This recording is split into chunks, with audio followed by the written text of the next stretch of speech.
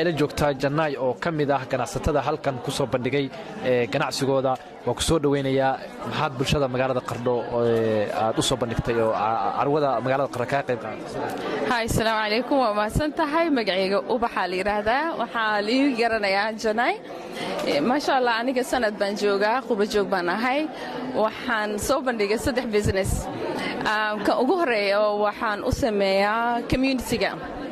waa Janay workshop. Janay workshop focus keeno waxaan saarnaa dhalinyarada hal abuurka leh dhalinyarada seeto oo aan rabno dumarka inaan focus keeno saarno inaan dumar fiican oo shaqaysanaya aan soo saarno waxa kale oo aan sameynaa nature I'm lost okay waxa kale aan sameyno company-ga kale waxa waaye nature growth waxay focus ka saartaa skin care oo organic ah marka nature growth wuxuu u fiican yahay dumarka iyo ragaba ayaan u soo saarnay 3 business aan keenay waa ka maxaa ku dooratay dalka maadaama aad qurbaha ka timid oo aad 3 ganacsi dalka ku soo kordhisay maxay tahay sababta ku dooratay inaan dalka ganacsiyadaada ka samayso okay waxaan arkay waxyaabaha loo baahan yahay siiba gabdhaha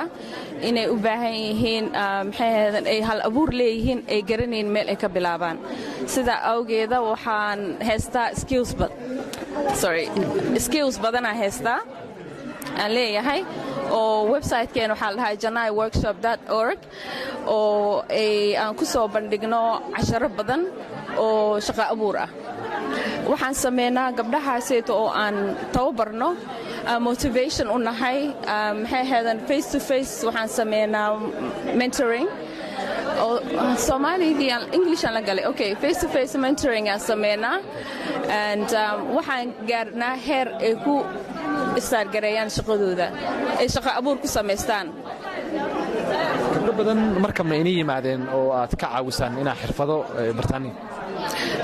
maxay ahaydaan sanad baan joognaa sanadkaaseeto waxaan bilownay English classes oo tuition aan ka caawino iskuulka ilaa iyo macallimiinta xataa aan ku caawino ma sha Allah success noo ahaa mid kale waxaan sameynay 10 arday oo skillska xinaheena ma aha xinaha Soomaaliga but xina art ayaan sameynay say gabar kasta aan tababaro waxaan sameynaa waraaq baan hor dhignaa oo sharax leh say maxay ahaydaan inay u keento maxay sharaxaada xinaha kala ah mid waxa weeyaan hindida midna suudaanta midna Soomaaliga marka kulligooda way barteen xinaha marka kaaseeto wuxuu ahaa tijaabo sanadkii ugu horeysay waxaan qaadanay 3 scholarship insha Allah September 10 hadda aan soo wadno 5 scholarship inaan gaarsiino ayaan doonaynaa ganacsiyadaada ka waran dalka aad ka samaysay kuwa socda ma yihiin mise waa dalka ganacsigiisa ka waran okay ganacsigayga horta marka hore hobbigayga aan jecelahay weeyaan midda labaadna waxa waa inaan ku dhiirigeliyo gabdhaha dhalinyarada wadanka jooga oo shaqada haysanin ma sha Allah dhalinyaro badan la hadashay caasho hada aragtay caasho cuud waa ardaydeeda ka mid tahay oo qofta kaliya maanta ay dhiirigeliso weeyaan inaan hawsha sii wado marka gabdho badan la shaqeeyno oo soo saarnay oo ku shaqeystay xirfadana barnay marka hadda waxa weeyaan caasho cuud yani waa maxay example fiican insha Allah sanadka dambe 10 example ayaan sugayaa